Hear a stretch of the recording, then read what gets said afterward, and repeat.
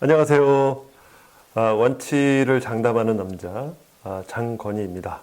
환자 여러분, 오늘도 힘내세요. 제가 이 병을 얻고 사투를 하고 있을 때 이 병을 앓고 있는 내 자신이 너무 어이가 없어서 웃음도 나오지 않더라고요. 젊은 나이에 병 수발하느라 고생하는 와이프가 안쓰럽고 미안하고 그랬습니다. 그래도 와이프에게 고맙다, 미안하다 그런 말이 안 나오더라고요. 그런 말하면 영영 못 일어날 것 같았나 봐요. 몸통을 조이고 통증이 아주 심한 날 와이프에게 나 이 병 다 나으면 옆집 여자 만날 거라 했죠. 투정을 좀 부렸습니다. 맨날 누워만 있고 병으로 고생하는 걸 봐서 그랬는지 왜 옆집 여자만 만나냐고. 다 나와서 앞집 여자도 만나고 뒷집 여자도 만나고 건너집 여자도 만나라고 그러대요. 그런데 병을 완치하고 보니까 완전히 달라져요. 사람이 조금만 귀가가 늦어져도 싫어하고 취조도 하고 해요. 와이프가 용인 동부경찰서 수사반장이 된 줄 알았습니다. 아플 땐 환자나 환자 가족이 병이 낫기만을 바라고 기도하고 절망 속에 있지만요, 다 나와보세요. 이게 똑같아져요. 환자도 보호자도 예전과 똑같아집니다. 여러분은 이 병을 완치하더라도 늘 한결같으시길 바랍니다. 오늘은 뇌를 완치한 분들의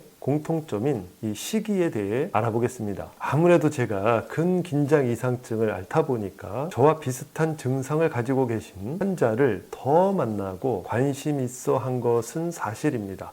그러나 완치자는 사경증뿐만 아니라 파킨슨, 진정증 환자도 있었습니다. 넓게 보면 사경증, 파킨슨, 진정증, 안면 경련 등은 다 이 근긴장 이상증에 속합니다. 파킨슨은 퇴행성 질환이긴 하지만 그렇다고 크게 다르지 않습니다. 우선 완치한 분들의 공통점은 보톡스, 약물 이런 병원 치료를 받지 않았습니다. 병원 치료를 받지 않은 이유는 한결같이 완치를 위한 치료가 아니었기 때문이라고 합니다. 거듭 말씀드립니다만 완치자 분들이 병원 치료를 받지 않았다고 해서 여러분도 그대로 하시란 말씀을 드리는 것은 아닙니다. 하지만 완치 원인을 측정하는데 이 원인에 대한 신뢰성을 더 가질 수 있었다는 말씀을 드립니다. 이게 무슨 말이냐면, 예를 들어 말기암 환자가 항암 치료와 식이요법을 병행해서 암을 완치하였다면 암을 완치에 이르게 한 원인이 항암 치료인지 아니면 식이요법인지 추정할 뿐 알기 어렵다는 것입니다. 식이요법만으로 암을 이겨낸 것이라고 말할 수 없는 것입니다. 만약 사경증 환자가 보톡스와 약물 치료를 하면서 식이요법과 병행했다. 그런데 병에 호전이 있었다. 그렇다면 그 이유가 보톡스인지 아니면 약물인지 아니면 식이요법인지 추정 정도만 할 수 있다는 것입니다. 그런데 제가 만난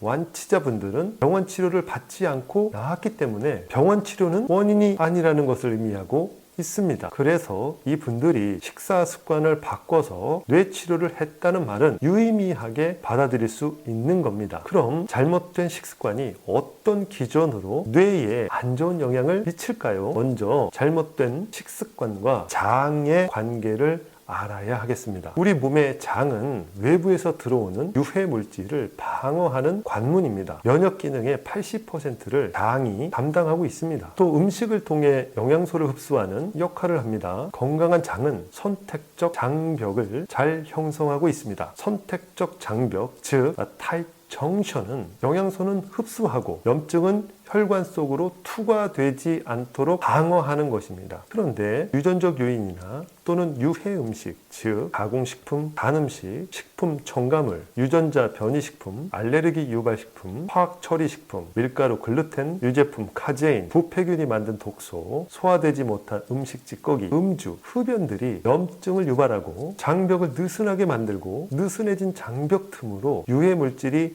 타고 들어와서 혈관으로 유입되고 이 오염된 피가 전신을 순환하게 됩니다. 초기에는 만성 피로나 복통, 소화불량, 설사 정도지만 잘못된 식습관이 지속이 되면 혈관을 따라 돌아다니는 염증이 피부로 가서 두드러기, 아토피, 만성 피부 질환을 유발하게 됩니다. 또 뇌로 가서 뇌에 문제를 일으키게 되는 것입니다. 즉, 이 오염된 피가 뇌의 앞부분인 전두엽에 문제를 일으키면 ADHD, 주의력 결핍 장애가 나타납니다. 또 뇌신부에 기저핵의 문제를 일으키면 파킨슨, 사경증, 진정증, 근긴장 이상증이 나타나고 자율신경계에 염증이 발생하면 불안, 강박, 두통을 일으키게 됩니다. 그러나 사실 우리 뇌에는 이런 염증을 막아낼 강력한 빗장이 있습니다. 이것을 BBB라고 합니다. Blood Brain Barrier라고 합니다. 혈액, 뇌, 장벽을 말합니다. 쉽게 뇌혈관 보호 장벽이라고 하겠습니다. 혈액은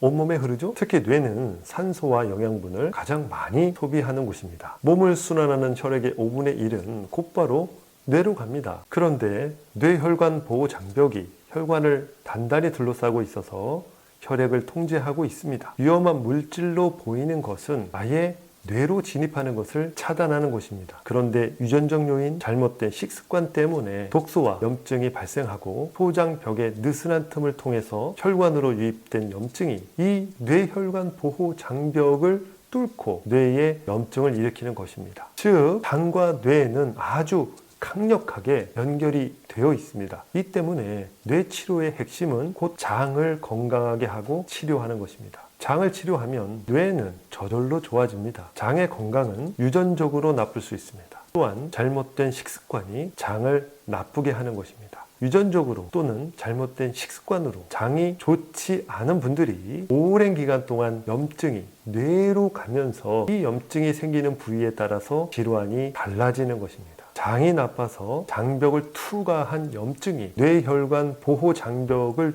뚫고 들어가 염증을 일으킬 경우에는 뇌 건강에 아무리 좋은 음식을 먹고 운동을 한다고 하더라도 나쁜 상태를 바로잡지 못하는 것입니다. 이것이 뇌를 완치한 분들과 아닌 분들이 다른 점입니다.